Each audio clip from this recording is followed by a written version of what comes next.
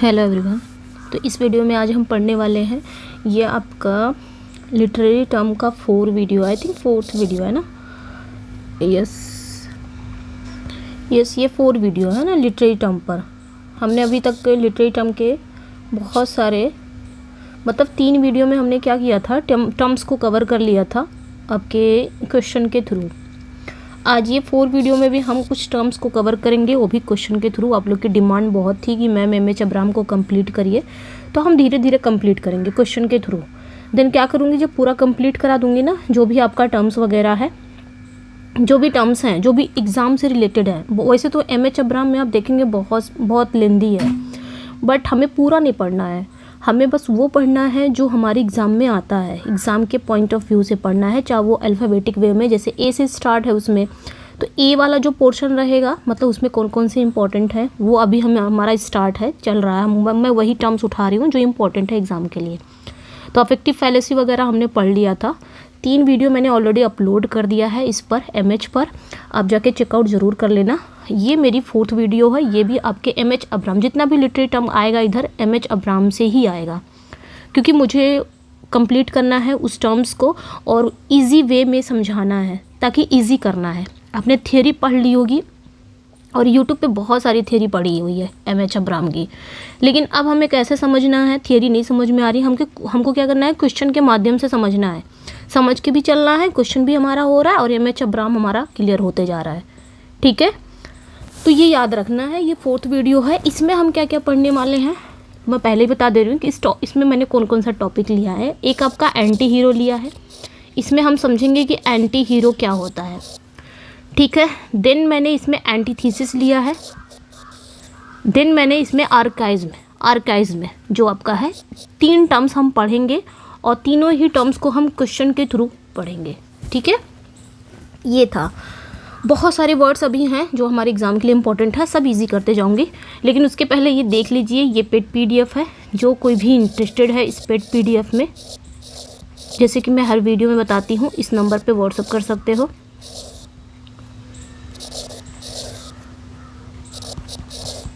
ठीक है, यही नंबर है, इस नंबर पे आप व्हाट्सअप कर सकते हो अगर आपको पीडीएफ चाहिए। ये 7-9 में ये पीडीएफ मिल जाएगी, टीजीटी पीजीटी दोनों के लिए बहुत है ये। और 1260 समथिंग कुछ क्वेश्चन है, एमसीक्यूज़ के थ्रू हमने इस टॉपिक को कवर किया है। सेकंड जो आपको ये 189 में मिल जाएगा, इसमें हमने 4 राइटर को कवर किया है हिंदी एक्सप्लेनेशन के साथ। एंड थर्ड जो है ये 199 में मिलेगा, इसमें भी हमने क्या किया है, 4 राइटर को कवर किया है, लेकिन एमसीक्यूज़ के थ्रू। तो तीनों लेते हैं तो 467 हो जाता है। आफ्टर डिस्काउंट आपको ये 399 में पीडीएफ मिल जाएगी। एक पीडीएफ और भी है, ये पीजीटी वालों के लिए है, इसमें 18 राइटर को कवर किया गया है 1 लाइनर के थ्रू, तो ये आपको 269 में मिल जाएगा। जो कोई भी इंटरेस्टेड है वो इसी नंबर पे व्हाट्सअप करके ले सकता है। ठीक है, जो कोई भी इंटरेस्टेड है इसी नंबर पे आप ले सकते हो पीडीएफ। आते हैं हम क्वेश्चन पे। ओके, बताइएगा ज़रूर कि आपका जो एमएच अब्राहम है, एमएच अब्राहम के जो टर्म्स मैं करा रही हूँ आप लोग की समझ आ रहा है या नहीं, क्योंकि ये जो वीडियो आ रही है आपकी, ये आप लोग के फीडबैक से ही आ रही है, क्योंकि आप लोग ने फीडबैक अच्छा दिया था कि मैम एमएच अब्राहम कराना है, सो मैं इसकी 4th वीडियो भी ले आई। अब मेरा पूरा इरादा है कि मैं पूरा कराऊंगी एमएच अब्राहम। ऐसा नहीं है कि पूरा कराऊंगी, बस एग्ज़ाम के जो पर्पज़ से बहुत इंपॉर्टेंट है वो हम करने वाले हैं। देन क्या करूँगी, जब पूरा करा लिया जाएगा देन हम इसको एक मैराथन देंगे, ताकि एक जगह आपको पूरी एमएच अब्राहम मिल जाएगी, वो भी क्वेश्चन के थ्रू। ठीक है, फर्स्ट क्वेश्चन है, which literary work features N anti hero who is a thief and a prostitute. तो यहाँ पे पहला क्वेश्चन ये पूछ लिया है कि कौन सा वो लिटरेरी वर्क है जो कि उसके अंदर जो फीचर है, जो विशेषता है, वो एंटी हीरो की है, जो कि एक चोर भी है और एक प्रोस्टिट्यूट भी बन जाता है। कौन है वो, ऐसा कौन सा वो लिटरेरी वर्क है? जॉन वेन का हरी ऑन डाउन, किंग्सले एम्स का लक्की जिम, डीफो का, डेनियल डीफो की बात हो रही है यहाँ पे, डीफो का मॉल फ्लैंडर्स एंड व्लादिमीर नोबोको की लोलिता। बताना है यहाँ पे।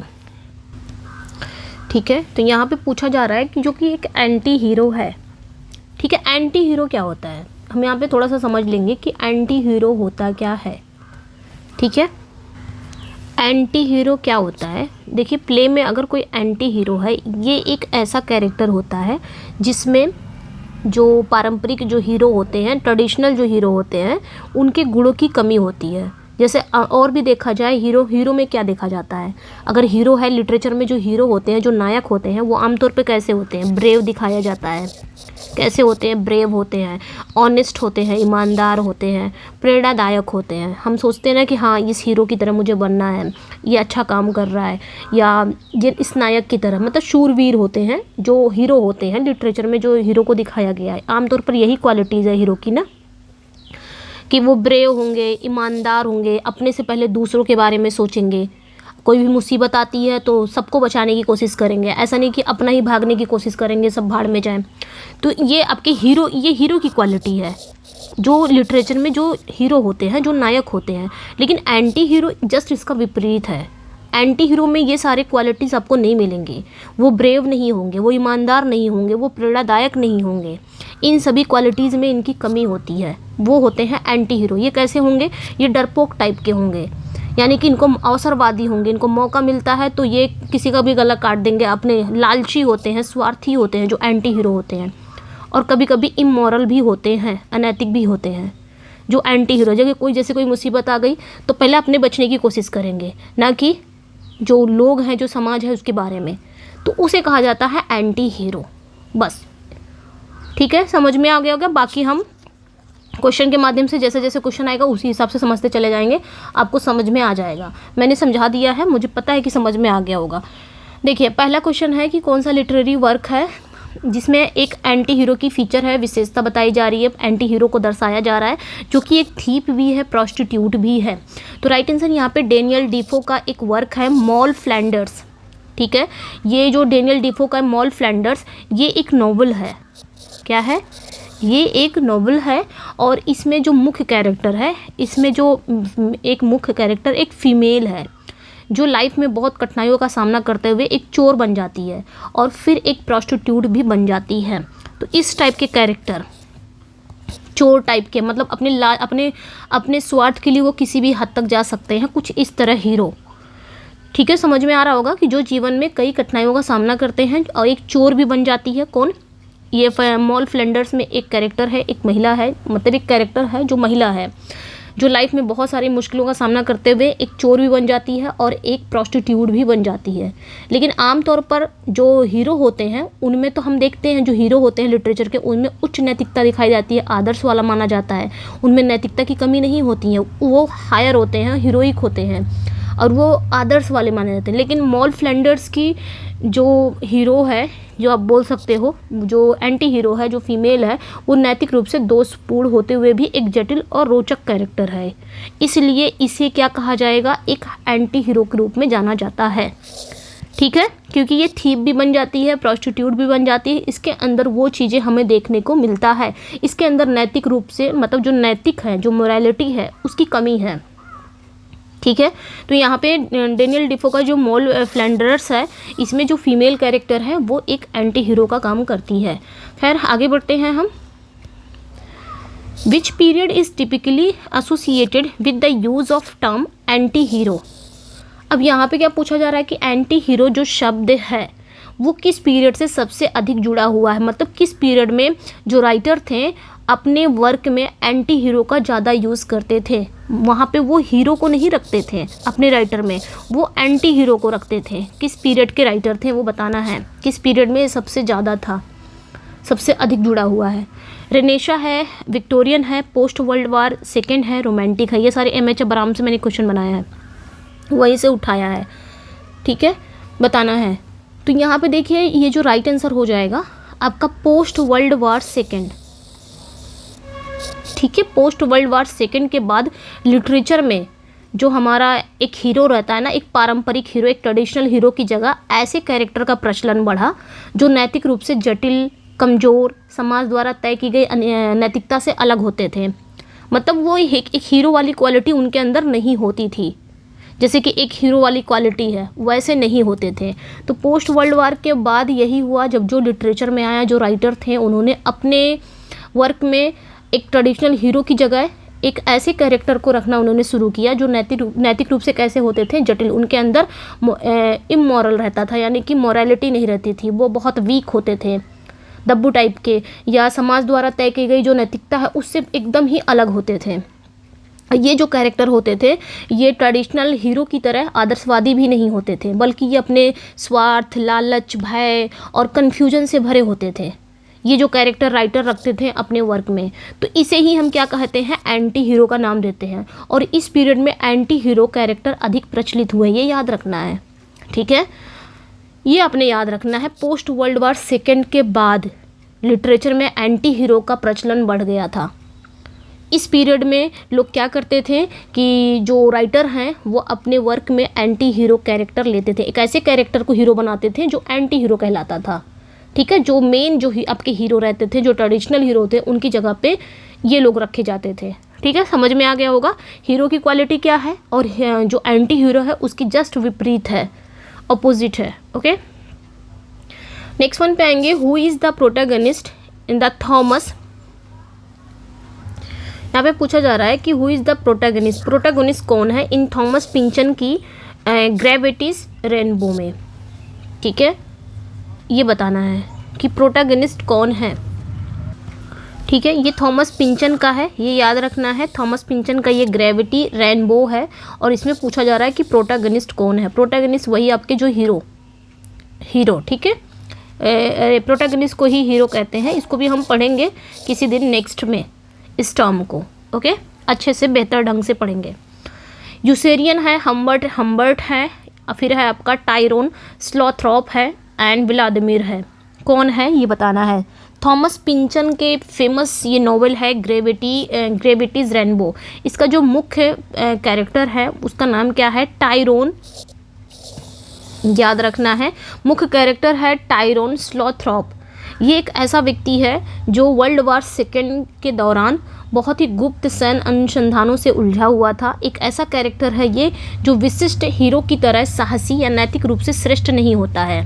जैसे हीरो होते हैं कैसे होते हैं, साहसी होते हैं और नैतिक रूप से बहुत ही श्रेष्ठ होते हैं, उनके अंदर मोरालिटी होती है। बल्कि ये एक ऐसा कैरेक्टर है इसमें भ्रमित है, अनिश्चित है और स्थितियों में बहने वाला इंसान होता है। इसलिए इसे भी क्या कहा जाएगा, एंटी हीरो के श्रेणी में रखा जाएगा। थॉमस पिंचन के ग्रेविटी रेनबो का ये जो कैरेक्टर है ये भी एक एंटी हीरो, क्योंकि इसमें भी वो एंटी हीरो वाली क्वालिटी हमको मिल रही है। फिर नेक्स्ट वन पे आएंगे। एंटी हीरो से जितना भी रिलेटेड क्वेश्चन है सब आपका यहाँ पे कवर हो जाएगा। In which Samuel Beckett drama do the tramps Vladimir and Estragon appear. अब यहाँ पे क्या पूछा जा रहा है कि सैमुअल बकेट के किस प्ले में व्लादिमीर और एस्ट्रागॉन कैरेक्टर दिखाई देते हैं। End game, waiting for Godot, Krapp's last tape, happy days, ये बताना है। तो आप लोगों को पता होगा सैमुअल बकेट का कौन सा वर्क है, तो वेटिंग फॉर गॉडेट ये जो वर्क है इनका एक ड्रामा है और इस ड्रामा में जो मुख्य कैरेक्टर हैं, जो मेन कैरेक्टर हैं, उनका नाम क्या है, व्लादिमीर। अभी हमने पढ़ा ना, व्लादिमीर और एस्ट्रागॉन ये दो कैरेक्टर हैं, ठीक है। और ये दो कैरेक्टर की कहानी इसमें दिखाई जाती है जो जीवन के अर्थ की तलाश में प्रतीक्षा करते रहते हैं। ये कैरेक्टर ना ही ये ट्रेडिशनल हीरो की तरह महान काम करते हैं और ना ही कोई बड़ा उद्देश्य इनके पास है। ये जो कैरेक्टर अगर आप पढ़े होंगे तो जानते होंगे व्लादिमीर और एस्ट्रागॉन दो नाम के कैरेक्टर, इनकी कहानी दिखाई जाती है और ये जीवन क्या है इस चीज़ में ये तलाश करते रहते हैं, वेट करते रहते हैं। और ये ऐसा कैरेक्टर है, ये जो हमारे ट्रेडिशनल हीरो हैं जिनके अंदर साहस, ट्रेडिशनल में अगर बोलूँगी ना समझ आइए वो साहसी हीरो की बात मैं कर रही हूँ। तो जो हमारे ट्रेडिशनल हीरो की तरह महान काम नहीं करते हैं ये दोनों और ना ही कोई बड़ा उद्देश्य रखते हैं। इनकी जो इनएक्टिविटी है, निष्क्रियता और अनिश्चितता उन्हें एंटी हीरो बनाती है। तो यहाँ पे भी हमको वो क्वालिटी मिलती है एंटी हीरो वाली। तो ये लोग भी क्या हो जाएंगे, एंटी हीरो हो जाएंगे, व्लादिमीर और एस्ट्रागॉन, ठीक है। याद रखना कोई महान काम नहीं करते हैं, क्योंकि हमारे जो ट्रेडिशनल हीरो हैं वो महान काम करते हैं, उनके पास एक बड़ा उद्देश्य रहता है, साहसी होते हैं वो उनके अंदर लालच नहीं होता है, ठीक है। वो असमंजस में नहीं रहते हैं, वो पहले अपने से पहले दूसरों के बारे में सोचते हैं। वो कुछ इस तरह होते हैं जो ट्रेडिशनल हीरो होते हैं। तो याद रखना है, कुछ भी थोड़ा सा कैरेक्टर मतलब थोड़ा सा मिल जाएगा अगर आपको ना क्वालिटी, तो वो आपके एंटी हीरो में आ जाता है। जैसे हमारे मैकबेथ, अगर हम शेक्सपियर को उठा लेना, हम हैमलेट को नहीं बोलेंगे लेकिन मैकबेथ आपका एंटी हीरो में आता है, क्योंकि इसके अंदर वो स्वार्थ हो गया था, एम्बिशियस हो गया था, अपना राजा बनने के कारण ये क्या क्या कर दिया। थोड़ा बहुत इसकी क्वालिटी इसमें आती है एंटी हीरो में, इसको भी पढ़ेंगे अभी। नेक्स्ट पे आएंगे, who is the protagonist in Beckett's end game, इसका बताना है। ठीक है, कि सैमुअल बेकेट का ये भी आपका वर्क है, इनके सैमुअल बेकेट का ही है एंड गेम। इसमें प्रोटैगनिस्ट कौन है, वही पूछ रही हूँ कि प्रोटैगनिस्ट मतलब हीरो कौन है। व्लादिमीर है कि एस्ट्रागॉन है कि हैम है कि क्लो है।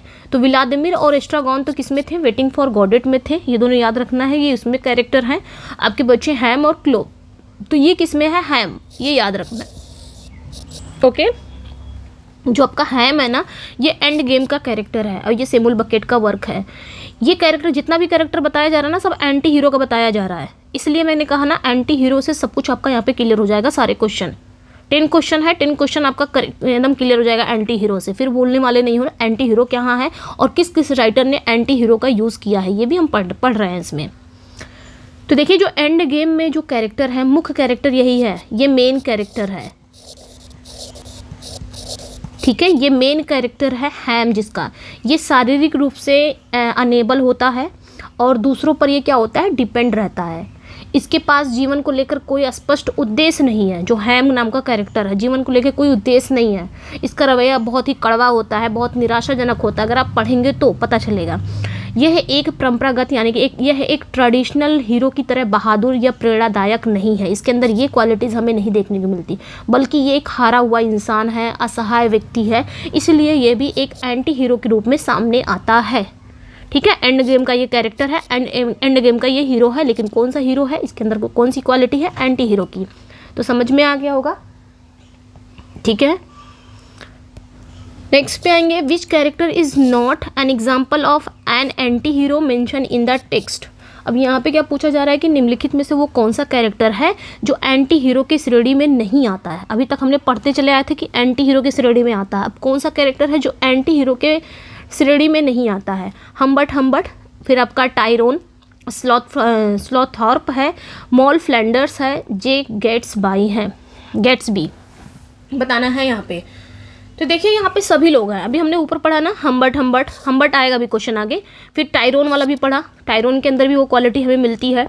फिर मॉल फ्लैंडर्स, इनका भी मिलता है। अभी जस्ट हमने पढ़ा ना, टायरोन किसका था, ये जो टायरोन था ये आपका किसका था, टायरोन वाला, आई थिंक ये उनका था ग्रेविटी, अरे थॉमस पिंचन का है ना, थॉमस पिंचन का ग्रेविटी रेनबो, उसका कैरेक्टर है ये। मॉल फ्लैंडर्स ये किसका है, ये डेनियल डेफो का कैरेक्टर है एक मॉल फ्लैंडर्स में से। तो यहाँ पे सब में मिलता है। अब यहाँ पे देखेंगे आपने, यहाँ पे जो राइट आंसर हो जाएगा वो आपका करेक्ट हो जाएगा, 6D हो जाएगा, जे गेट्सबी। ठीक है, जे गेट्सबी ये एक नॉवेल का नाम है, ये कैरेक्टर का नाम नहीं है, लेकिन ये कैरेक्टर का नाम है। ये अभी हमने पढ़ा ना टायरोन का कैरेक्टर, ये थॉमस पिंचन का जो वर्क था ग्रेविटी, उसमें ये कैरेक्टर है, ये एंटी हीरो का नाम काम करता है। मॉल फ्लैंडर्स ये उनका है, ठीक है, डेनियल डीफो का है, तो इसमें भी एंटी हीरो का हमें मिलता है। लेकिन जे गेट्स बाय ये एक नोवेल है, ये किसका है, ये याद रखना है, एफ स्कॉट फिजरलैंड। ठीक है, एफ स्कॉट फिजरलैंड, FITZ। ठीक है, फिज हो गया, उसके बाद आपका आएगा जिरोल्ड। ठीक है, एफ स्कॉट फिजरोल्ड, इनका नॉवेल है जे गेट्स बी।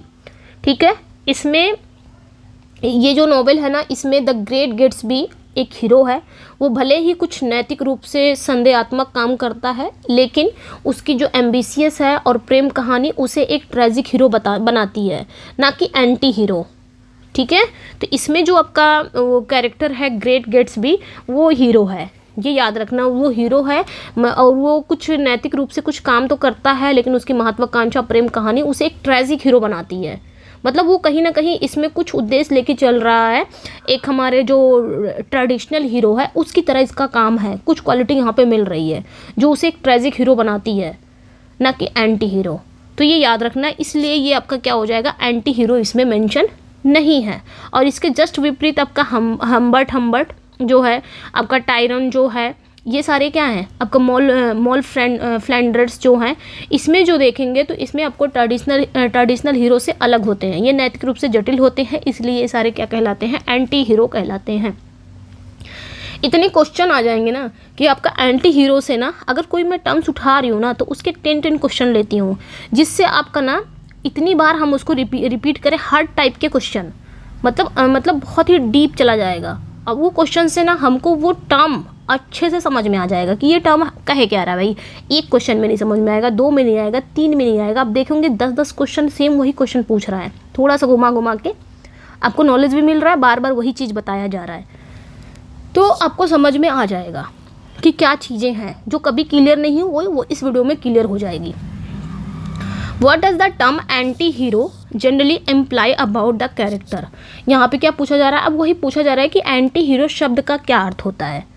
ये जो शब्द है ना एंटी हीरो, इसका मतलब क्या होता है। दे हैव हीरोइक क्वालिटीज़, भाई दे हैव हीरोइक क्वालिटीज़ तो वो होते हैं हमारे ट्रेडिशनल हीरो होते हैं, उनके अंदर हीरोइक क्वालिटीज़ होती हैं।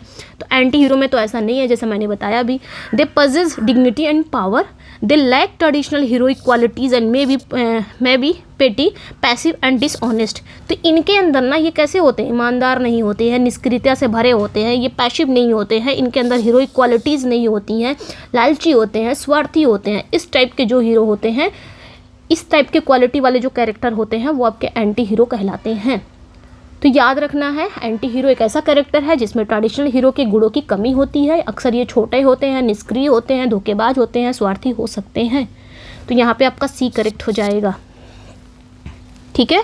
तो ये याद रखना है, क्लियर हो गया होगा, ओके। तो लिटरेचर में जो हीरो है ना वो आमतौर पर जो आपके ट्रेडिशनल हीरो होते हैं वो बहादुर होते हैं, ईमानदार होते हैं, प्रेरणादायक होते हैं। लेकिन एंटी हीरो में ये सारी क्वालिटीज़ नहीं होती हैं, वो डरपोक, अवसरवादी, लालची, अनैतिक, ये सारे होते हैं, ठीक है। जैसे कि एग्जाम्पल के थ्रू देख ले, कैच 22 का यूशेरियन, आगे क्वेश्चन आएगा, खैर हम क्वेश्चन के थ्रू उसको समझेंगे। नेक्स्ट वन पे आएंगे, which of the following novels feature an anti hero named Yossarian. देखिए आ गया यहाँ पे यूशेरियन, ठीक है। यहाँ पे क्या पूछा जा रहा है कि किस नॉवल में एक एंटी हीरो कैरेक्टर यूशेरियन है, किस नॉवल में है। ग्रेविटीज रेनबो है, ग्रेविटी रेनबोज में तो आपका थॉमस पिंचन का था, टायरन था ना, वो तो था। लोलिता है, कैच 22 ये तो कट जाएगा, हमने पढ़ लिया था ऊपर। लकी जिम, 3 में बताना है कि कौन सा आपका वो नॉवल है जो एक एंटी हीरो, यूशेरियन नाम का एंटी हीरो आपको मिलता है, किस नॉवल में। तो याद रखना है कैच 22, कैच 22 किसका है, जोसेफ हेलर का है, ठीक है, जोसेफ हेलर, ओके, इन्हीं का है। और इसमें एक कैरेक्टर है, मेन कैरेक्टर है, मेन लीड कैरेक्टर है ये यूशेरियन, जो कि एक पायलट है। इसमें क्या है, एक पायलट है, ध्यान रखना है, एक पायलट है जो वॉर से बचने के लिए तरह तरह की चालें चलता है, युद्ध से बचने के लिए अलग अलग तरह के चालें चलता है, अपने आप को बचने के लिए, बचाने के लिए नहीं। वो बहादुरी की जगह अपनी जान बचाने पर ज़्यादा ध्यान देता है, ठीक है। इस टाइप की क्वालिटीज़ इसके अंदर देखने को मिलेगी, और ये ट्रेडिशनल हीरो के बिल्कुल विपरीत आपकी क्वालिटीज़ मिलेगी, इसलिए ये भी एक एंटी हीरो है, ठीक है, समझ में आ गया होगा। नेक्स्ट पे आएंगे, What kind of protagonist did traditional dramatic tragedies usually feature?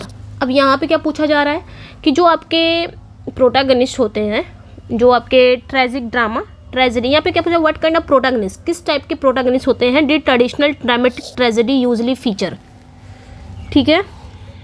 यहाँ पे पूछा जा रहा है कि जो ट्रेडिशनल ड्रामेटिक ट्रेजेडी होती है ना उसमें किस टाइप के प्रोटैगनिस्ट पाए जाते हैं, किस टाइप के हीरो पाए जाते हैं, किस प्रकार के नायक दिखाई देते हैं। जो आपके ट्रेडिशनल ड्रामेटिक ट्रेजेडी होता है, पारंपरिक दुखांत नाटकों में किस प्रकार के नायक दिखाई देते हैं, हिंदी बता दे रही हूँ।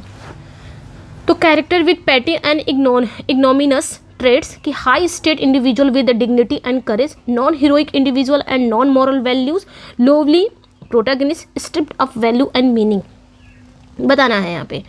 देखिए जो आपके ट्रेडिशनल ड्रामेटिक ट्रेजेडी में जो प्रोटैगनिस्ट है ना उसकी अगर विशेषता देखी जाए तो वो कैसे होते हैं, उच्च स्टेट वाले व्यक्ति होते हैं। जो हम अगर देखेंगे किसी ट्रेजेडी में हीरो देखते हैं ना, हीरो को, तो उसकी क्वालिटी कैसी होगी, हाई स्टेट वाला होगा वो, यानी कि उच्च क्वालिटी वाला व्यक्ति होगा, जिसमें गरिमा और साहस दोनों होगा, जिसमें डिग्निटी भी होगा, करेज भी होगा, इसे हम ट्रेडिशनल हीरो कहते हैं।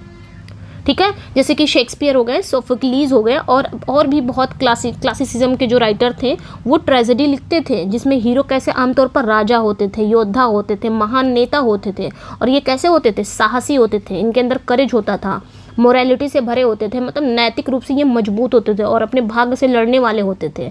फॉर एग्जाम्पल जैसे हैमलेट हो गए, ऑडिपस रेक्स हो गया, मैकबेथ को भी ले सकते हैं।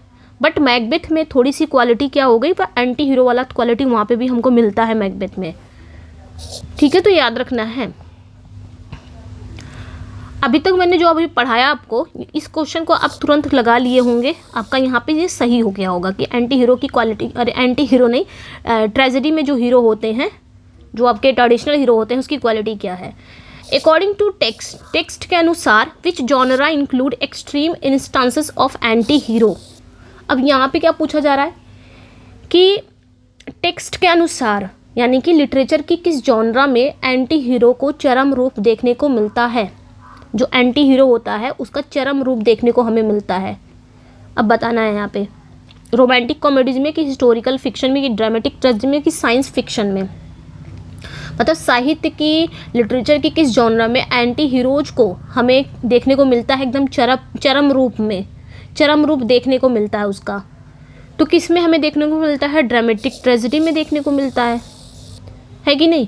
जो ड्रामेटिक ट्रेजेडी में अगर हम एंटी हीरो को चरम रूप में दिखाई देते हैं, जो एंटी हीरो होते हैं इसमें वो चरम रूप में दिखाई देते हैं। अभी मैं एग्जांपल दूंगी, क्योंकि वो आमतौर पर समाज है, जो भाग्य है, वो अपनी स्वयं की कमजोरियों के कारण असफल हो जाते हैं। ठीक है, कुछ ऐसे कैरेक्टर भी हैं, कुछ ऐसे हीरो भी हैं जो उनके अंदर वो क्वालिटी हमको मिलती है एंटी हीरो की। और ये जो एंटी हीरो हैं ये ड्रामेटिक ट्रेजेडी में एकदम चरम रूप में दिखाई देते हैं। क्यों दिखाई देते हैं? क्योंकि कभी कभी इनके अंदर जो समाज के प्रति या अपने ही भाग्य के प्रति या अपनी खुद की गलती के कारण ये क्या हो जाते हैं? असफल हो जाते हैं। उनके जो काम होते हैं वह नैतिक रूप से कैसे हो जाते हैं? बहुत कंट्रोवर्शियल हो जाते हैं और वो कभी कभी गलत निर्णय ले लेते हैं। जैसे कि आपके हैमलेट ने क्या किया? गलत निर्णय लिया, मारूंगा कब मारूंगा, मतलब कहीं ना कहीं वो टालते रहे और टालने का कारण क्या बना? एट द एंड इनका पतन हो गया। मैकबेथ को ले लेते हैं।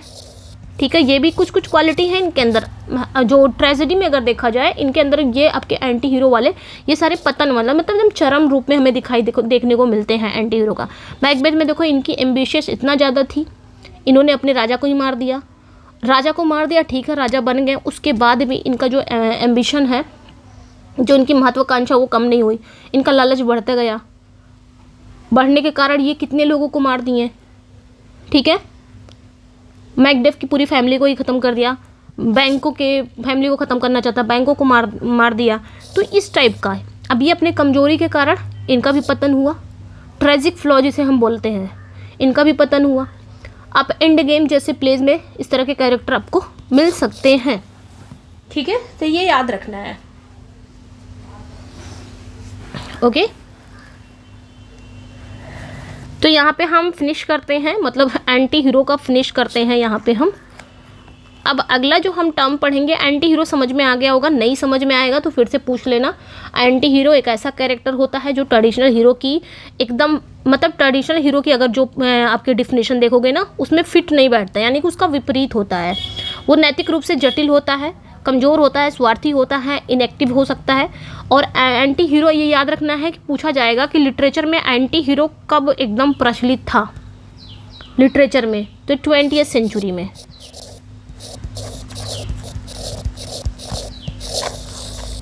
बीसवीं शताब्दी के बाद, या लेट बोल सकते हो आप यहाँ पे, लेट 20वीं सेंचुरी या आफ्टर 20वीं सेंचुरी, इस तरह आप बोल सकते हो। ठीक है, आफ्टर 20वीं सेंचुरी, यानी कि 20वीं सेंचुरी 20वीं शताब्दी के बाद लिटरेचर में एंटी हीरो बहुत अधिक प्रचलित हुए थे, बहुत फेमस हो गए थे, क्योंकि उन्होंने रियल जीवन की जटिलताओं को दर्शाया था। तो ये याद रखना है। ठीक है, आगे बढ़ते हैं हम। अगला जो आपका टर्म है, मैंने बताया था, ऊपर ही बताया कि कौन कौन टर्म आज हम कवर करने वाले हैं। एंटी हीरो का हो गया, अब हम एंटी थीसिस करेंगे। अब सोचोगे ये तो फिगर ऑफ स्पीच है भैया, हमको एम.एच. अब्राहम से लेना है, हर चीज़ को लेना है ना, वहीं से हमें पढ़ना है। तो हर चीज़ को हमें क्या करना है, ठीक है। अब यहाँ पे पूछा जा रहा है कि what is an antithesis. Antithesis क्या है? देखिए एंटीथीसिस हम जनरली ऑक्सीमोरोन पढ़ते हैं। ऑक्सीमोरोन जो आपका होता है उसमें आपको क्या होता है कि टू ऑपोजिट वर्ड्स एक साथ रखे जाते हैं, है ना। ये दो आपके विरोधाभासी वर्ड बोल सकते हो, दो विलोम शब्द आपके एक साथ रखे जाते हैं, ये तो हो गया ऑक्सीमोरोन।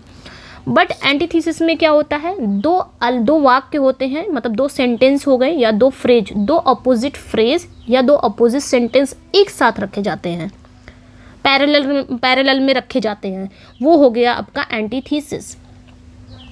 ठीक है, तो याद रखना है एंटीथीसिस ये भी आपका एक डिवाइस है, लिटरेरी डिवाइस है, जिसमें विपरीत विचारों को एक साथ रखा जाता है, जिसमें दो अपोजिट थॉट्स को एक साथ रखा जाता है ताकि उसकी तुलना ना अच्छे से हो सके।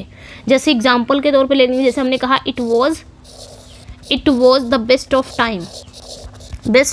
टाइम। फिर मैंने कहा it was the worst of time, the worst of times.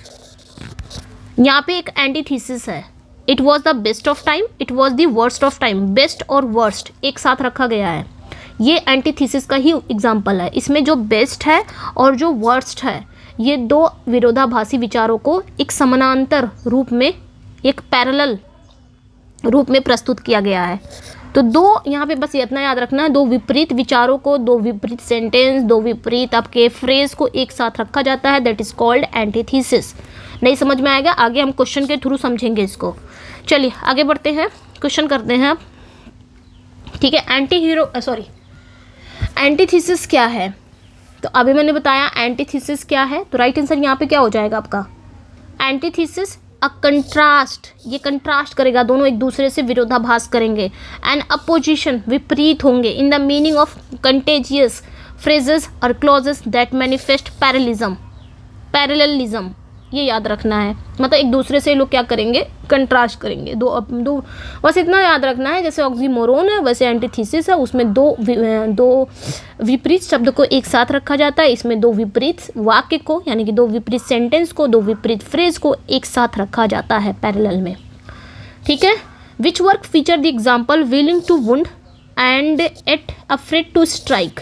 अब यहाँ पे क्या पूछा जा रहा है कि willing to wound and yet afraid to strike, ये जो सेंटेंस आपको देखने को मिल रहा है, ये किस लिटरेरी वर्क में मिलता है हमें, ये किस वर्क का फीचर है? Willing to wound and yet afraid to strike, Samuel Johnson का, कि अलेक्जेंडर पॉप का, कि डिफो का, कि पॉप का। ठीक है, तो देखिए सैमुअल जॉनसन का रशेलस है, अलेक्जेंडर पॉप का एपिस्टल टू डॉक्टर आर्बुथनोट है, डिफो का यानी कि डेनियल डिफो का मॉल फ्लैंडर्स है, पॉप का, अलेक्जेंडर पॉप का the Rape of the lock है। तो किसमें ये आपको एग्जाम्पल देखने को मिलेगा, ये आपको किस एग्जाम्पल, मतलब किसकी लाइन है बताना है यहाँ पे, ये जो सेंटेंस आपको कहाँ पे देखने को मिलता है। तो ये यहाँ पे देखिए याद रखना है, अलेक्जेंडर पॉप का एपिस्टल टू DR आर्बुथनोट यानी कि डॉक्टर आर्बुथनोट, ये इनका वर्क है। यहाँ पे हमें ये वाक्य यानी कि सेंटेंस देखने को मिलता है, और ये सेंटेंस है ना उन लोगों की मानसिकता को दिखाता है जो दूसरों को चोट पहुँचाना चाहते हैं, लेकिन प्रत्यक्ष रूप से अगर देखा जाए तो हमला करने से डरते हैं। जैसे यहाँ पे देख सकते हैं विलिंग टू वुंड, यहाँ पे देख सकते हैं विलिंग टू वुंड मतलब चोट पहुँचाने की इच्छा, और यहाँ पे एक चीज़ देखेंगे afraid to strike, afraid to strike मतलब हमला करने का भय। एक तो आप किसी को चोट पहुँचाना चाह रहे हो, आपकी इच्छा है किसी को चोट पहुंचाना, और दूसरे ही टाइम आप उसको हमला करने से डर रहे हो, तो दो यहाँ पे परस्पर विरोधी विचार है कि नहीं। तो यहाँ पे एक आपका एंटीथीसिस मिल रहा है, तो ये याद रखना है, ये आपका एक एंटीथीसिस है, क्योंकि एक जगह यहाँ पे बात कर रहा है कि हमें मतलब चोट पहुँचाने की इच्छा है, दूसरों को चोट पहुँचाने की इच्छा मन कर रहा है, लेकिन जैसे ही हमला करने की बात आ रही है तो वहाँ पर डर लग रहा है। दो परस्पर विरोधी विचार है कि नहीं, जिससे ये एंटीथीसिस का एक एग्जाम्पल बनता है। तो ये याद रखना है। बाय द वे पूछ लिया, कहीं पे भी पूछ लिया, चाहे TGT हो, चाहे TGT में तो फिगर ऑफ स्पीच के तौर पे पूछेगा, और PGT में, ये PGT के लिए भी इंपॉर्टेंट है, PGT में भी चाहे ऐसे ही फिगर ऑफ स्पीच में पूछ ले, चाहे तो ये पूछ ले लाइन ही कि कौन सा यहाँ पे यूज़ हुआ है। ठीक है, नेक्स्ट वन पे आएंगे, what literary device is made prominent by alliteration in Pope's description of the Baron's design against Belinda. अब यहाँ पे क्या पूछा जाए, आयरनी, हाइपरबली या फिर एंटीथीसिस या फिर मेटाफर। यहाँ पे पूछा क्या जा रहा है कि the Rape of the lock में बेलिंडा के प्रति जो बैरोन के इरादों को दर्शाने में कौन सा लिटरेरी डिवाइस मेनली मतलब प्रमुखता से उपयोग किया गया है, यूज़ किया गया है।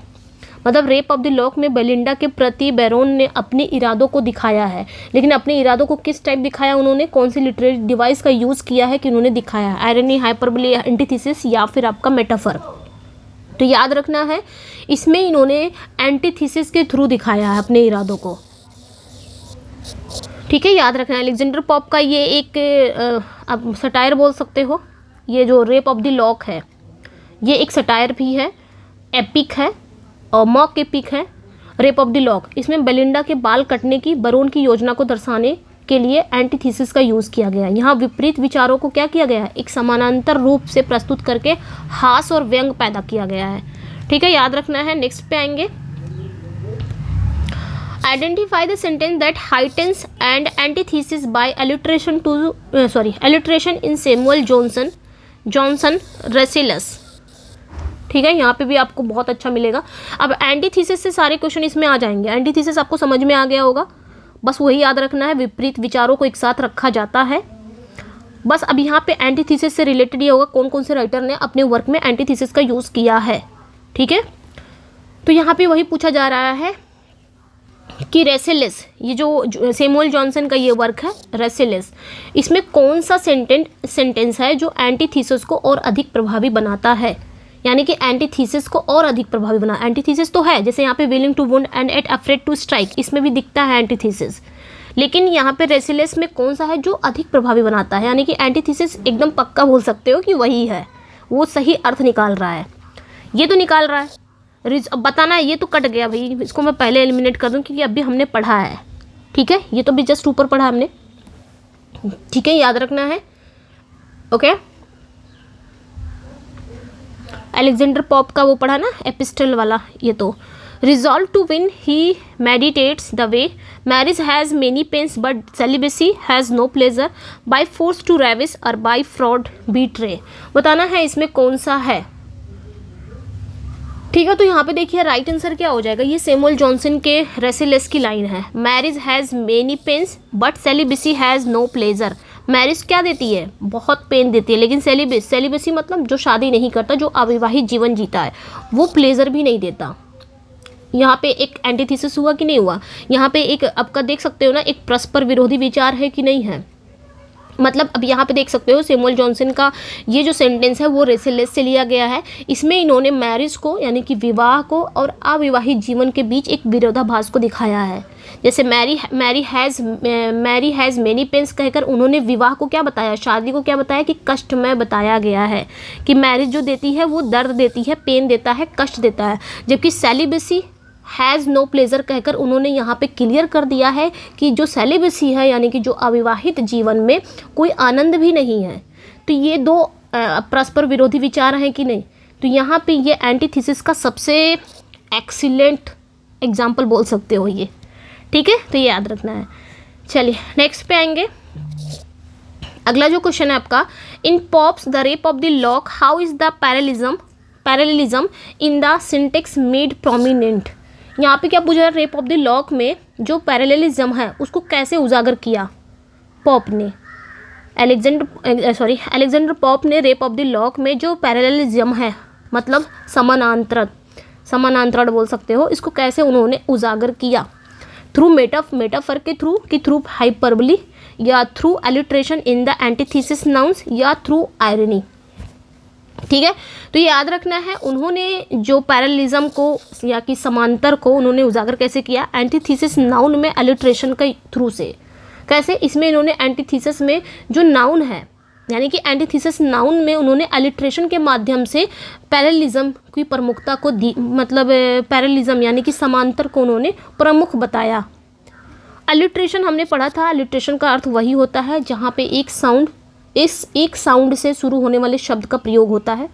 तो इसमें इन्होंने रेप ऑफ द लॉक में इन्होंने विपरीत विचारों को एक समान संरचना में प्रस्तुत किया है और उसमें उन्होंने एलिट्रेशन का भी यूज़ किया है जिससे सेंटेंस अधिक प्रभावशाली बनता है। एलिट्रेशन का क्यों यूज़ होता है, अगर कोई राइटर क्यों यूज़ करता है, ताकि जो कविता होती है, जो सेंटेंस होता है वो प्रभावशाली हो जाता है, रिदमिक हो जाता है, इसलिए तो इसको यूज़ करते हैं। तो याद रखना है एंटीथेसिस नाउन में इन्होंने एलिट्रेशन का यूज़ करके इन्होंने पैरेललिज्म को बताया है।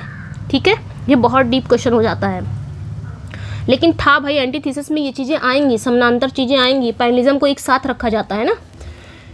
ओके, चलिए आगे बढ़ते हैं। What does the term parallelism refer to in the context of antithesis. अब यहाँ पे क्या पूछा जा रहा है कि लिटरेचर में जो पैरेललिज्म का क्या अर्थ है, जो पैरेललिज्म है उसका क्या अर्थ है। यूज ऑफ आइडेंटिकल मेटाफर्स की similar word order and structure in sentence, use of contrasting. Parallelism क्या है, समानांतर, यानी कि पैरेलल, इधर जैसे रहेगा वैसे इधर भी रहेगा, दोनों को बराबर समान मात्रा में, ये जैसा स्ट्रक्चर रहेगा वैसे स्ट्रक्चर इधर भी रहेगा, समान स्ट्रक्चर रहेगा, वही होता है पैरेललिज्म। ठीक है, तो यहाँ पे वही पूछा जा रहा है। तो याद रखना है कि जो आपका पैरेललिज्म का अर्थ है समान शब्द संरचना। ठीक है, तो यहाँ पे जो राइट आंसर हो जाएगा वो आपका करेक्ट हो जाएगा similar word order and structure in sentence. Sentence में कोई स्ट्रक्चर है वो सेम होनी चाहिए या कोई वर्ड है वो सेम होना चाहिए। अभी मैंने बताया ना, जैसे ये एक सेंटेंस है, फिर दूसरा सेंटेंस भी इसी के समानांतर सेम होना चाहिए। जैसे it was the best of time, it was the worst of time, same है कि नहीं, भले ही विपरीत है लेकिन सेम एक साथ रखा गया है, तो वो होता है आपका पैरेललिज्म। ठीक है, समझ में आ गया होगा, उसे ही कहा जाता है पैरेललिज्म। ठीक है, यानी कि जब सेंटेंस में समान एकदम ग्रामेटिकली संरचना का पालन किया जाता है। जैसे हम क्या करते हैं, आई थिंक वो एग्जांपल नहीं सही होगा, जैसे सेंटेंस में क्या करते हैं एकदम सेम ग्रामेटिकली स्ट्रक्चर का हम पालन करते हैं और उसमें एक रूपता रखते हैं, वैसे ही उसे ही कहा जाता है पैरेललिज्म। जैसे एंड से हम क्या करते हैं, एंड से इधर आपका वर्ब आया, तो वर्ब अगर फर्स्ट फॉर्म में है तो इधर भी आपका वर्ब फर्स्ट फॉर्म में होगा, तो ये क्या हो गया, बराबर। जो स्ट्रक्चर हमने फॉलो किया वो बराबर फॉलो किया, यही आपका पैरेललिज्म है। मैंने ग्रामर को ऐसे समझा दिया ताकि आप समझ में आ गया होगा, वैसे समझ में आ गया होगा। ठीक है, तो ये याद रखना है, उसे ही हम क्या बोलते हैं, पैरेललिज्म। जब ये विरोधी विचारों के साथ प्रयोग होता है, और ये कैसे, वही एंटीथेसिस में वही होता है, दोनों को एक साथ रखा जाता है लेकिन दोनों कैसे होते हैं, विपरीत होते हैं, उसे ही एंटीथेसिस कहा जाता है। जैसे मैंने कहा, एक एग्जांपल ले लेते हैं, it was the best of time, it was the worst of time. या एक और ले लेते हैं, it was the age of wisdom. और फिर उसके बाद मैंने लिखा, it was the age of foolishness. अब यहाँ पे क्या हुआ, ये समानांतर हुआ कि नहीं, जैसे इसमें रखा गया सेम वैसे चीज़ इसमें भी, दो चीज़ों को, दो सेंटेंस को हमने एक साथ रखा, पैरेलल में रखा, ये हो गया पैरेलल, और दोनों एक दूसरे से विपरीत है तो ये हो गया antithesis.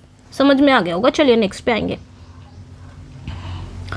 Which period does Samuel Johnson's Rasselas belong to. तो सैमुअल जॉनसन का जो रेशेललेस है ये किस पीरियड से बिलोंग करता है, रेनेसा, विक्टोरियन, न्यू क्लासिकल या रोमांटिक, ये बताना है। तो याद रखना है कि जो सैमुअल जॉनसन है वो न्यू क्लासिसिज्म में ही आते हैं ना, हाँ उसी में आते हैं। तो ये याद रखना, सैमुअल जॉनसन का जो रेशेलस जो है ये न्यू क्लासिकल पीरियड से बिलोंग करता है, न्यू क्लासिकल पीरियड से। ठीक है, याद रखना है न्यू क्लासिकल एज में क्या था, न्यू क्लासिकल एज जो था उसमें लिटरेचर क्या था, बहुत तर्क हो गया था। उस समय जो राइटर थे ना बहुत लॉजिकल लिखते थे, संतुलन और नैतिकता पर जोर देते थे। और इस एज के जो राइटर थे ना, उस एज के, वो समाज और मानव स्वभाव की व्याख्या के लिए एंटीथेसिस और अलंकार, मतलब जो फिगर ऑफ स्पीच है उसका यूज़ करते थे। तो ये याद रखना है, न्यू क्लासिकल एज, इसमें जो राइटर है ना उन्होंने समाज और मानव के स्वभाव की व्याख्या कैसे की है, एंटीथेसिस के थ्रू की है। और भी फिगर ऑफ स्पीच उन्होंने यूज़ किया, लाइक एलिट्रेशन का भी यूज़ किया है, लेकिन एंटीथेसिस का इन्होंने यूज़ किया है। तो ये याद रखना है। ठीक है, 17वीं और 18वीं शताब्दी में, ये याद रखना है। चलिए नेक्स्ट पे आएंगे। In which chapter of Rasselas can the antithesis marriage has many pains but celibacy has no pleasure. ये एक एंटीथेसिस का सबसे एक्सीलेंट उदाहरण है, बी फाउंड। अब यहाँ पे क्या पूछा जा रहा है कि सैमुअल जॉनसन का ये जो वर्क है रेशेललेस, इसमें एंटीथेसिस है ये, तो ये आपके किस चैप्टर में मिलता है, मतलब रेशेललेस के किस चैप्टर में मिलता है, चैप्टर 10, चैप्टर 15, चैप्टर 26 या चैप्टर 30। तो ये याद रखना है, ये जो सेंटेंस हमें मिलता है, ये जो एंटीथीसिस हमें मिलती है सैमुअल जॉनसन के तर्कपूर्ण एकदम लॉजिकल यानी कि लॉजिक से भरा हुआ ये राइटिंग है रेसेलस, बहुत ही अच्छा एग्जाम्पल है। और ये आपके चैप्टर 26 में मिलता है, ये याद रखना है। ये जो लाइनें आपकी मिल रही है रेसेलस की चैप्टर 26 में मिलता है। इसमें इन्होंने दो विरोधी बात को एक साथ रखा है, विवाह और अविवाहित जीवन को एक साथ, उसके बीच एक स्पष्ट अंतर उन्होंने रिप्रेजेंट किया है। एंड नेक्स्ट वन पे आएंगे, अगला जो है which literary device feature prominently in both Alexander Pope works and Samuel Johnson Rasselas. तो यहाँ पे पूछा जाए अलेक्जेंडर पॉप और सैमुअल जॉनसन ने अपनी दोनों राइटिंग में कौन से लिटरेरी डिवाइस को प्रमुखता से पाया जाता है, मतलब कहा जाएगा कि सैमुअल जॉनसन हो गए या अलेक्जेंडर पॉप हो गए, इनके दोनों वर्क में अगर देखा जाए दोनों राइटिंग में कौन सा वो लिटरेरी डिवाइस है जो हमें मेनली मिलता है, सबसे ज़्यादा इन्होंने यूज़ किया है। तो हम अभी एंटीथीसिस पढ़ रहे हैं तो एंटीथीसिस ही करेक्ट हो जाएगा। दोनों राइटरों ने क्या किया है, अपनी राइटिंग में एक विरोधाभासी विचारों को एक साथ प्रस्तुत देखा है, हमने प्रस्तुत किया है, प्रस्तुत करने की प्रवृत्ति देखी जाती है। मतलब दोनों राइटर के वर्क में हमें एंटीथीसिस की टेंडेंसी मिलती है। चाहे आपके उदाहरण जैसे फॉर एग्जांपल जैसे आपके पॉप हो गए, इन्होंने अपनी पोयम एपिस्टल टू डॉक्टर आर्बुथनेट में और जॉनसन की रेसेलस दोनों में एंटीथीसिस का प्रभावशाली यूज़ किया गया है, तो ये याद रखना है। ओके, नेक्स्ट वन पे आएंगे। देखिए लास्ट क्वेश्चन आज का, ये एंटीथीसिस का लास्ट क्वेश्चन है। विच of the following is not an example of antithesis. इसमें बताना है कि कौन सा एंटीथीसिस का एग्जाम्पल नहीं है। Willing to wound and yet afraid to strike, ये याद रखना है। ये किसका है, अलेक्जेंडर पॉप का है। डॉक्टर एपिस्टल ऑफ थॉर्न, अरे क्या था भी, हाँ आर्बुथनॉट है ना, ये उसी की लाइन है, ये याद रख, लाइन भी याद रखना है आपने। और इसमें कौन सा एंटीथीसिस पाया जाता है, बाय फोर्स टू रेविस और बाय फ्रॉड बीट्रे, इसमें भी पाया जाता है एंटीथीसिस, ये भी आपका है। Marriage has many pains but celibacy has no pleasure, ये आपके जॉनसन के रेसेलस की लाइन है, ये भी इसमें भी एंटीथीसिस है। ये एंटीथीसिस का सबसे बेस्ट एग्जाम्पल है, जब भी आप देना ना यही देना। लेकिन टू बी और नॉट टू बी ये नहीं है, ये एंटीथीसिस नहीं है। ये तो हैमलेट का एक मोनोलॉग है, सोलिलोकी टू बी और नॉट टू बी, ये एक पैराडॉक्स को दिखाता है, लेकिन ये एंटीथीसिस नहीं है। ठीक है, तो यहाँ पे आपका एंटीथीसिस फिनिश होता है। एंटीथीसिस समझ में आ गया होगा। एंटीथीसिस क्या है, एक बहुत ही महत्वपूर्ण लिटरेरी डिवाइस है जिसका यूज लेखक अपने विचारों को अधिक प्रभावशाली बनाने के लिए करता है, अपने थॉट्स को, और ये विपरीत विचारों को एक समानांतर, एक पैरेललिज्म स्ट्रक्चर में प्रस्तुत किया जाता है, जिससे रीडर को विषय का गहरा बोध होता है। लाइक अलेक्जेंडर पॉप ने, सैमुअल जॉनसन ने अपनी राइटिंग में एंटीथीसिस का बेहतरीन यूज़ देखा गया है, उन्होंने किया है। यहाँ पे ख़त्म होता है एंटीथीसिस से भी। अब तीसरा जो टर्म है आर्काइव्स, इसमें भी 10 क्वेश्चन है, एकदम आपको अच्छे से समझ में आ जाएगा। ठीक है, वीडियो के अंत में ना कमेंट सेक्शन में बताना कि आज का तीनों चैप्टर आपको यानी कि तीनों टॉपिक समझ में आया कि नहीं। आर्काइव्स में इसको पढ़ के ख़त्म करते हैं, फिनिश करते हैं वीडियो को, जब तक मैं पानी पी लूँ। तो व्हाट इज़ आर्किज्म, इसको प्रोनाउंस करेंगे आर्किज्म ही, तो आर्किज्म ही हम पढ़ेंगे। ठीक है, आर्किज्म क्या होता है, आपने पढ़ा होगा आउटडेटेड कोई चीज़। आर्किज्म को ना प्राचीन, जो चीज़ें अब प्रचलन से बाहर हो गई हैं उसे ही आर्किज्म कहा जाता है। मतलब कोई शब्द हो गया या कोई आपकी अभिव्यक्ति यानी कि एक्सप्रेस, कोई ऐसा वर्ड हो गया, कोई शब्द हो गया, कोई अभिव्यक्ति हो गई जो साहित्य में अब यूज़ नहीं होती है, वही आपका हो जाता है आर्किज्म, जो आम बोलचाल भाषा में अब प्रचलित नहीं है।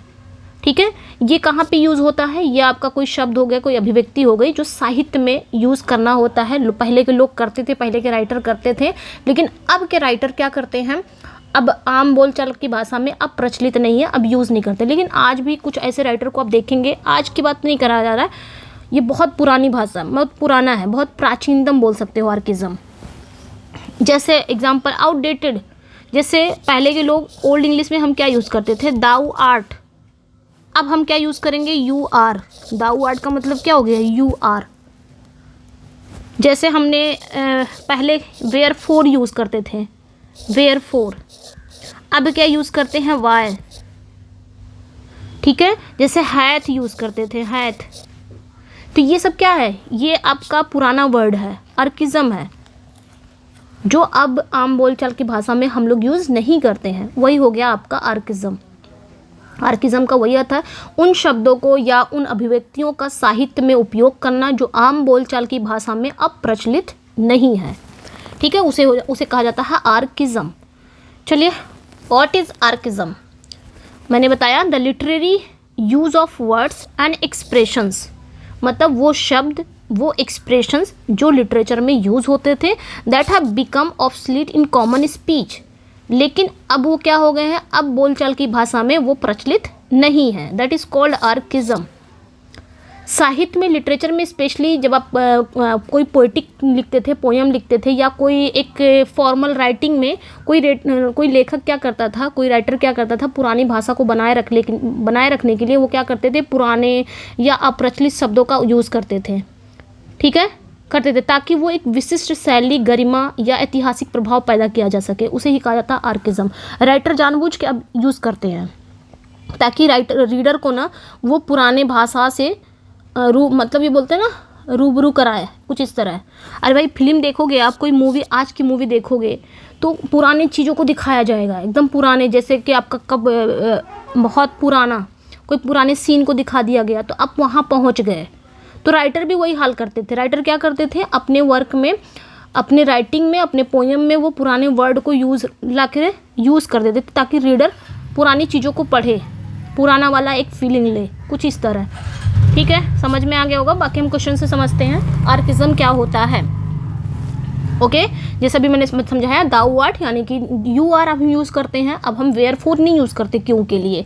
ये सारा क्या है, आर्किज्म हो गया है। चलिए आगे बढ़ते हैं। Who deliberately employed archaisms in the Faerie queen.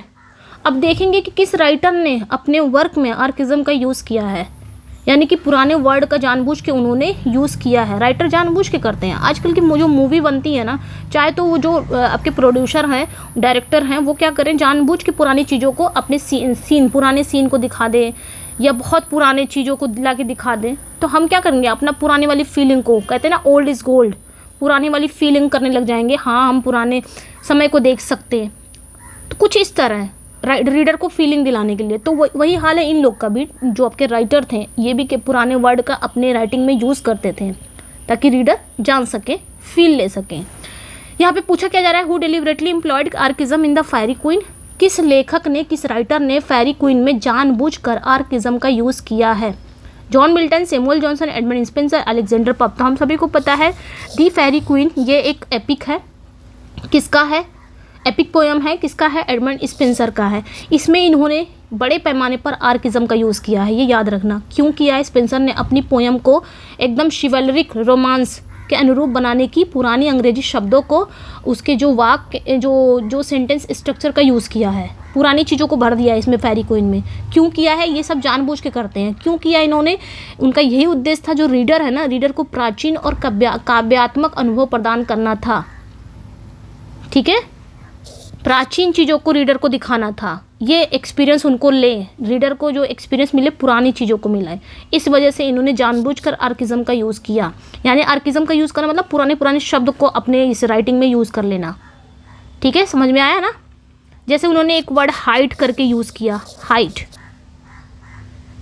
ठीक है, और एक वर्ड उन्होंने यूज़ किया YCLEPT। ये सब क्या है, पुराने वर्ड है जिसे कहा जाता है, ये सब पुराने वर्ड है। इन्होंने इसमें अपने फेरी क्वीन में यूज़ किया ताकि जो रीडर हैं उनको प्राचीन और जो काव्यात्मक अनुभव है उसको मतलब फील करा सके, प्रदान कर सके। Which work gave weight, dignity and sonority to its prose through sustained use of archaic revivals. अब यहाँ पे क्या पूछा जा रहा है कि कौन सा वो लिटरेरी वर्क है। ठीक है, कौन सा वो लिटरेरी वर्क है जो किस लिटरेरी वर्क ने अपने प्रोज को गरिमा और गंभीरता प्रदान करने के लिए अस्थायी रूप से आर्काइक रिवाइवल्स का उपयोग किया। जानबूझकर नहीं, मतलब किस वर्क ने, किस लिटरेरी, कौन सा वो लिटरेचर का वर्क है जो उसमें आप देख सकते हो प्रोज की गरिमा या गंभीरता प्रदान करने के लिए वहाँ पे आर्काइक रिवाइवल्स यानी कि पुराने शब्दों का रीबर्थ किया। Rape of the Lock, King James Version of the Bible, Rasselas, waiting for Godot, ये बताना है। वहाँ पे इन्होंने क्या किया, आर्काइक को रिवाइवल किया, यानी कि जो चीज़ें जो वर्ड आउटडेटेड हो गए हैं अब तो कोई यूज़ नहीं करता, लेकिन जानबूझ के इसमें इन्होंने क्या किया, आर्काइक को यानी कि पुराने वर्ड को उसका रीबर्थ कराया। किसने? King James Version of the Bible में, जो कब आया था? 1611 में आया था। इसमें देखेंगे ना सारे पुराने वर्ड का यूज़ हुआ है, ठीक है। इसमें दाऊ करके यूज़ हुआ है, हैथ वाला यूज़ हुआ है, ये सारे पुराने वर्ड को यूज़ किया गया। शॉल्ट, ये सब पुराना वर्ड है, जानबूझ के ये, ठीक है, इसमें यूज़ किया गया है। क्यों? ताकि ये आर्काइक जो है यानी कि पुराना जो शब्द है उसको रिवाइवल कर सके, रीबर्थ कर सके। तो इस बाइबल ट्रांसलेशन में भाषा को क्यों किया जाता है? ताकि भाषा जो लैंग्वेज है ना प्रभावशाली हो जाए, गहरी हो जाए, औपचारिक बनाने के लिए उन्होंने यू का ना यूज़ करके दाऊ का यूज़ कर दिया। उन्होंने इज़ का ना यूज़ करके, आई थिंक इज़ का हैथ ही बोलेंगे ना, ठीक है, ये यूज़ कर दिया। शाल्ट का यूज़ किया। ये सारे क्या हैं? ये सारे पुराने शब्द हैं, इसका यूज़ उन्होंने किया ताकि इसकी भाषा में एक रूढ़िवादी और धार्मिक प्रभाव आता हो और इसे अन्य जो आपके ट्रांसलेशन से अलग बनाता है। तो ये याद रखना है, इसमें यूज़ हुआ सबसे ज़्यादा आर्काइक रिवाइवल हुआ है। नेक्स्ट पे आएंगे, which author used archaic words like breed and overwrought in his ode. अब यहाँ पे क्या पूछा जा रहा है कि किस ऑथर ने अपने ओड में ये जो आर्काइक वर्ड्स हैं जैसे कि ब्रीड हो गया, ओवरवॉट हो गया, ओवरऑट, सी, ठीक है, यस, ओवररॉट, इन सब का यूज़ किया है अपने ओड में। किस राइटर ने किया है ये बताना है। अब्राहम लिंकन है, सैमुअल जॉनसन है, जॉन कीट्स है, विलियम शेक्सपियर। हमें जानना है कि आर्काइक वर्ड कौन कौन से राइटर ने किया। अभी हमने इनका पढ़ा, फेरी क्वीन का, फिर हमने जेम्स बाइबल का पढ़ा कि इसमें सबसे ज़्यादा यूज़ हुआ है आर्काइक का, उन्होंने रिवाइवल ही कर दिया, पुराने शब्दों का रिवाइवल किया है। अब यहाँ पे पूछा जा रहा है कि ये सारे ब्रीड वर्ड हैं जो ओवररॉट वर्ड है ना। ब्रीड मतलब क्या होता है? पहले के लोग पहले ब्रीड यानी कि डेकोरेट, आई थिंक यही है ब्रीड मतलब डेकोरेट, डिज़ाइन करना, डिज़ाइन बोल सकते हो, सजावट। और ओवररॉट मतलब होता है बहुत ही अत्यधिक, कोई चीज़ अलंकृत होना या भावनात्मक रूप से अत्यधिक प्रभावित। तो ये अब हम क्या करते हैं, यानी कि आप यानी कि आप क्या बोलते हैं इसको, डिज़ाइन न लिख के, या फिर आप बोल सकते हो डिज़ाइन न लिख के, डेकोरेट न लिख के ब्रीड लिख दिया, तो वो आपके जॉन कीट्स हैं, यानी कि इसका यूज़ इन्होंने किया आर्काइक वर्ड्स का, जो अब प्रचलन से बाहर हो गए हैं सारे शब्द, इन्होंने अपने वर्क में यूज़ किया। कौन से वर्क में? एक ओड में, तो ओड ये भी याद रखना है, ode on a Grecian urn में, ग्रेशियन अर्न में, ठीक है। इन्होंने ब्रीड और ओवररॉट की इन्होंने आर्काइज्म वर्ड का यूज़ किया है। कीट्स की शैली में हमें आर्काइज्म का उपयोग, उनके जो यूज़ है उनकी कविता को अत्यधिक काव्यात्मक और गंभीर बनाने के लिए किया गया है। कीट्स ने अपने इस ओड में इसीलिए किया है। लोग क्यों करते हैं? एक तो रीडर का होता है कि रीडर को पुराने शब्दों से फील कराया जाए, प्रदान किया जाए रीडर को, एक ये होता है। और दूसरा ये होता है कि जो अगर आर्काइज्म का कोई राइटर अपने वर्क में यूज़ कर रहा है आर्काइज्म वर्ड को, तो उनकी जो वर्क होता है वो बहुत ही काव्यात्मक, या कविता हो जाती है बहुत ही काव्यात्मक हो जाती है, बहुत ही गंभीर हो जाती है, बहुत ही इफेक्टिवनेस हो जाता है, उसमें प्रभावशाली हो जाता है, कुछ इस तरह, ठीक है। नेक्स्ट पे आएंगे, इन हिज, आपका जो नेक्स्ट वन है, in his Gettysburg Address what type of language did Abraham Lincoln use to achieve ritual solemnity. मतलब यहाँ पे क्या पूछा जा रहा है कि अब्राहम लिंकन ने अपने गेटिसबर्ग एड्रेस में किस प्रकार के भाषा का यूज़ किया है, किस प्रकार की लैंग्वेज को यूज़ किया, मॉडर्न स्लैंग यूज़ किया है कि आर्काइक लैंग्वेज बिब्लिकल इन्फ्लुएंसेस की मेटाफोरिकल लैंग्वेज की सिंप्लीफाइड एवरीडे स्पीच। तो ये बहुत इंपॉर्टेंट हो जाता है, याद रखना है इसको। तो राइट आंसर यहाँ पे क्या हो जाएगा, आर्काइक लैंग्वेज बिब्लिकल इन्फ्लुएंसेस, ठीक है। अब्राहम लिंकन ने बाइबल से प्रभावित होकर आर्काइक लैंग्वेज का यूज़ किया है अपने इस वर्क में, ताकि उनका जो स्पीच में एक गंभीरता ला सके, एक औपचारिकता बनी रहे इनकी स्पीच में। तो याद रखना है, इसलिए इन्होंने आर्काइक लैंग्वेज का यूज़ किया है, ठीक है। जैसे उन्होंने ये यूज़ किया है फॉर स्कोर एंड 7 years होगा, ऐसी कुछ उन्होंने एक्सप्रेशन को, 4 score and 7 years ago, ठीक है। ये कुछ एक्सप्रेशन है इन्होंने ऐसे यूज़ किया है, जो आज के समय में आमतौर पर ये उपयोग में नहीं है, ये एक्सप्रेशन है, ऐसे इन्होंने इसमें यूज़ किया है। गेटिसबर्ग एड्रेस में। और आज देखेंगे ये प्रचलन से बाहर है, ये सारे एक्सप्रेशन, ये सारे अर्काइक आपके वर्ड्स, लेकिन उस समय ये जो लैंग्वेज थी ये प्रभावशाली और प्रेरणादायक मानी जाती थी।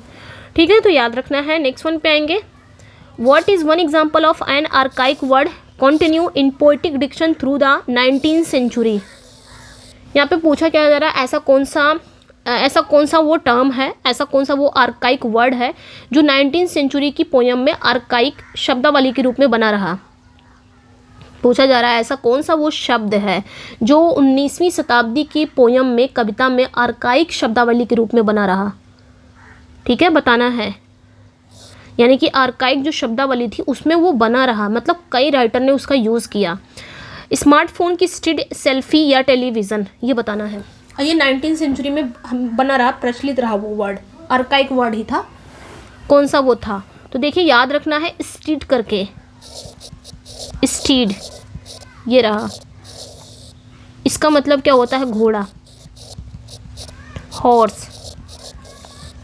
ठीक है, स्टीड एक बहुत पुराना शब्द है, अब हम हॉर्स बोलते हैं, स्टीड नहीं बोलते हैं। स्टीड एक बहुत पुराना शब्द है जिसका यूज़ आम भाषा में बहुत कम होता है। अब हम स्टीड कहीं वर्ड देखा आपने, सुना है बोलते हुए या सुनते हुए, हॉर्स ही बोलेंगे। लेकिन ये 19th सेंचुरी की पोयम में आप इसे देखेंगे जो काव्यात्मक प्रभाव के लिए इसका यूज़ किया जाता था। जैसे कि एग्जाम्पल देख सकते हैं, ऐसी लाइनें आपको मिली होंगी, मतलब जो 19th सेंचुरी की जो पोएम थी उसमें आपको ये देखने को ये वर्ड मिलता है, क्योंकि ये बहुत ज़्यादा शब्दावली में बनी रही। द गैलेंट स्टीड, डिड, इस तरह। ठीक है, याद रखना है। नेक्स्ट पे आएंगे, which of the following authors is not mention as a user of archives in their work. यहाँ पे पूछा क्या जा रहा है कि निम्नलिखित में कौन सा वो राइटर है जो आर्काइव का यूज़ नहीं करता है। एडमंड स्पेंसर ने तो किया है, जॉन कीट्स ने भी किया है। एडमंड स्पेंसर ने अपने फेरी क्वीन में किया, जॉन कीट्स ने ओड ऑन ग्रेशियन अर्न में किया है, अब्राहम लिंकन ने भी किया है, जस्ट अभी हमने पढ़ा अब्राहम लिंकन का। ठीक है, उन्होंने भी किया है गेटिसबर्ग एड्रेस में, लेकिन एफ स्कॉट इन्होंने नहीं किया है। ठीक है, ये याद रखना। इनका एक वर्क था उसमें एंटी हीरो कभी नहीं था, तो ये याद रखना है, इन्होंने नहीं किया है। Edmund Spenser, John Keats, Abraham Lincoln ने अपनी राइटिंग में आर्काइज्म का यूज़ किया है, पुरानी शैली की भाषा का यूज़ किया है, लेकिन एफ स्कॉट ने, ये जो 20th सेंचुरी के थे, एफ स्कॉट 20th सेंचुरी के ये एक मॉडर्न लेखक थे, इन्होंने अपनी राइटिंग में आधुनिक अंग्रेजी का यूज़ किया है। ये याद रखना, जो आधुनिक, जो इस समय का जो इंग्लिश है ना, उस वर्ड को इन्होंने यूज़ किया है। उनके नॉवल में हम देखेंगे द ग्रेट गेट्सबाई में आर्काइज्म देखने को नहीं मिलता है इनके नॉवल में। ठीक है, तो ये याद रखना है, मतलब जो आउटडेटेड वर्ड है उसका यूज़ नहीं किया। What was the purpose of using archaism in the Faerie Queene. पूछा गया कि फेरी क्वीन में आर्काइज्म का जो यूज़ हुआ था उसका उद्देश्य क्या था, उन्होंने क्यों यूज़ किया था। अब के स्पेंसर ने तो जानबूझ के स्पेंसर ने यूज़ किया था, पुरानी भाषा का उन्होंने यूज़ किया, ताकि जो उनकी पोयम है ना, इनकी जो एपिक है, ये 14वीं और 15वीं यानी कि 14 और 15 सेंचुरी के रोमांस और महाकाव्यों की तरह लगे। ठीक है, फेरी क्वीन में इन्होंने जानबूझ के आपके आर्काइज्म वर्ड का यूज़ किया, ताकि क्यों लगे, ताकि जो 14 और 15 सेंचुरी के जो रोमांस थे, उस समय के जो एपिक थे, उसकी तरह कुछ लगने की तरह, इसलिए उन्होंने जानबूझकर इसमें डाला। इन्होंने रीडर को जो आपके मिडिल एजेस की जो लिटरेचर की जो जादुई और रहस्यमय माहौल में ले जाने का काम किया इन्होंने। ठीक है, इसलिए इन्होंने फेरी क्वीन में आर्काइक वर्ड का यूज़ किया। तो to achieve a poetic style appropriate to revival of medieval chivalric romance, मतलब इनका उद्देश्य था जो मध्ययुगीन शूरवीर जो कहानियाँ होती थी, जो गाथाएँ होती थी, उनको दोबारा से रिवाइवल करना।